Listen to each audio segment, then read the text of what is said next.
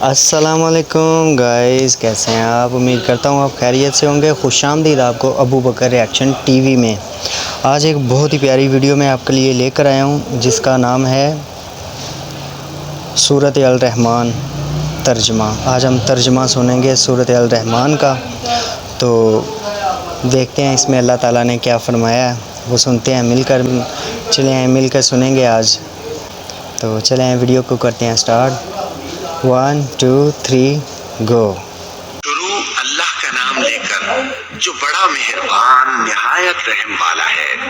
وہ جو نہایت مہربان ہے، اسی نے قرآن کی تعلیم فرمائی، اسی نے انسان کو پیدا کیا، اسی نے اس کو بولنا سکھایا۔ سورج اور چاند ایک حساب مقرر سے چل رہے ہیں، اور بوٹیاں اور درخت سجدہ کر رہے ہیں، اور اسی نے آسمان کو بلند کیا اور میزان عدل قائم کر دی کہ اس میزان میں حد سے تجاوز نہ کرو، اور انصاف کے ساتھ ٹھیک تولو اور تول کم مت کرو۔ اور اسی نے خلقت کے لیے زمین بچھائی، اس میں میوے اور کھجور کے درخت ہیں جن کے خوشوں پر غلاف ہوتی ہیں، اور اناج جس کے ساتھ بھس ہوتا ہے، اور خوشبودار پھول۔ تو اے گروہ جن و انس، تم اپنے پروردگار کی کون کون سی نعمت کو جھٹلاؤ گے؟ اسی نے انسان کو ٹھیکرے کی طرح کھنکھناتی مٹی سے بنایا، اور جنات کو آگ کے شعلے سے پیدا کیا۔ تو تم اپنے پروردگار کی کون کون سی نعمت کو جھٹلاؤ گے؟ وہی دونوں مشرقوں اور دونوں مغربوں کا مالک ہے، تو تم اپنے پروردگار کی کون کون سی نعمت کو جھٹلاؤ گے؟ اسی نے دو دریا رواں کیے جو آپس میں ملتے ہیں، مگر دونوں میں ایک آڑ ہے کہ اس سے تجاوز نہیں کر سکتے، تو تم اپنے سوری، میں ایک بات کرنا چاہتا ہوں کہ یہ دریا جو ہے نا، اس کا واقعات تو میں نے بہت زیادہ سنے ہیں، لیکن یہ صحیح طریقے سے مجھے پتہ نہیں ہے کہ یہ کس جگہ پہ ہے۔ اگر آپ کو پتہ ہے تو آپ پلیز مجھے بتائیے گا یہ کس جگہ پر ہے۔ ویسے ویڈیوز تو میں نے بہت زیادہ دیکھی ہوئی ہیں۔ کی کون کون سی نعمت کو جھٹلاؤ گے؟ ان دونوں دریاؤں سے موتی اور مونگے نکلتے ہیں، تو تم اپنے پروردگار کی کون کون سی نعمت کو جھٹلاؤ گے؟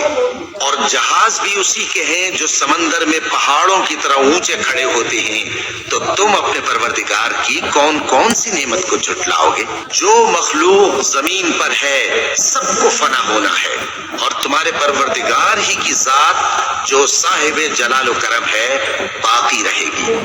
تو تم اپنے پروردگار کی کون کون سی نعمت کو جھٹلاؤ گے؟ آسمان اور زمین میں جتنے لوگ ہیں سب اسی سے مانگتے ہیں، وہ ہر روز کسی نہ کسی کام میں ہوتا ہے، تو تم اپنے پروردگار کی کون کون سی نعمت کو جھٹلاؤ گے؟ اے دونوں جماعتوں، ہم قریب تمہاری طرف متوجہ ہوتے ہیں، تو تم اپنے پروردگار کی کون کون سی نعمت کو جھٹلاؤ گے؟ اے گروہ جن و انس، اگر تمہیں قدرت ہو کہ آسمان اور زمین کے کناروں سے نکل جاؤ تو نکل جاؤ، اور زور کے سوا تو تم نکل سکنے ہی کہ نہیں، تو تم اپنے پروردگار کی کون کون سی نعمت کو جھٹلاؤ گے؟ تم پر آگ کے شعلے صاف اور دھواں ملے چھوڑ دیے جائیں گے، تو پھر تم ان کا مقابلہ نہ کر سکو گے، تو تم اپنے پروردگار کی کون کون سی نعمت کو جھٹلاؤ گے؟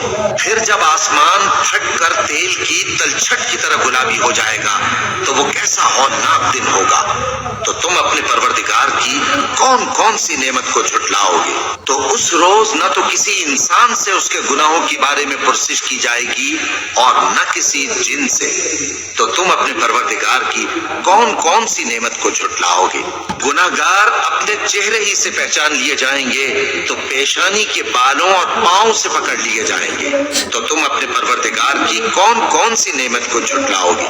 یہی وہ جہنم ہے جسے گناہگار لوگ جھٹلاتے تھے، وہ دوزخ اور کھولتے ہوئے گرم پانی کے درمیان گھومتے پھریں گے، تو تم اپنے پروردگار کی کون کون سی نعمت کو جھٹلاؤ گے؟ اور جو شخص اپنے پروردگار کے سامنے کھڑے ہونے سے ڈرا، اس کے لیے دو باغ ہیں، تو تم اپنے پروردگار کی کون کون سی نعمت کو جھٹلاؤ گے؟ ان دونوں میں بہت سی شاخیں یعنی قسم قسم کے میووں کے درخت ہیں، تو تم اپنے پروردگار کی کون کون سی نعمت کو جھٹلاؤ گے؟ ان میں دو چشمے بہ رہے ہیں، تو تم اپنے پروردگار کی کون کون سی نعمت کو جھٹلاؤ گے؟ ان میں سب میوے دو دو قسم کے ہیں، तो तुम अपने परवरदिगार की कौन कौन सी नेमत को झुटलाओगे। अहले जन्नत ऐसे बिछौनों पर जिनके अस्तर अतलस के हैं तकिया लगाए हुए होंगे और दोनों बाहों के मेवे गरीब झुक रहे हैं, तो तुम अपने परवरदिगार की कौन कौन सी नेमत को झुटलाओगे। उनमें नीची निगाह वाली औरतें हैं जिनको अहले जन्नत से पहले न किसी इंसान ने हाथ लगाया और न किसी जिन ने, तो तुम अपने परवरदिगार की कौन कौन सी नेमत को झुटलाओगे।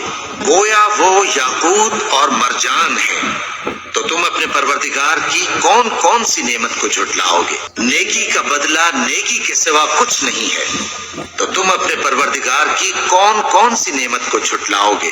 और उन बागों के अलावा 2 बाग और हैं, तो तुम अपने परवरदिगार की कौन कौन सी नेमत को झुटलाओगे। दोनों खूब गहरे सब्ज, तो तुम अपने परवरदिगार की कौन कौन सी नेमत को झुटलाओगे। उनमें 2 चश्मे उबल रहे हैं, तो तुम अपने परवरदिगार की कौन कौन सी नेमत को झुटलाओगे।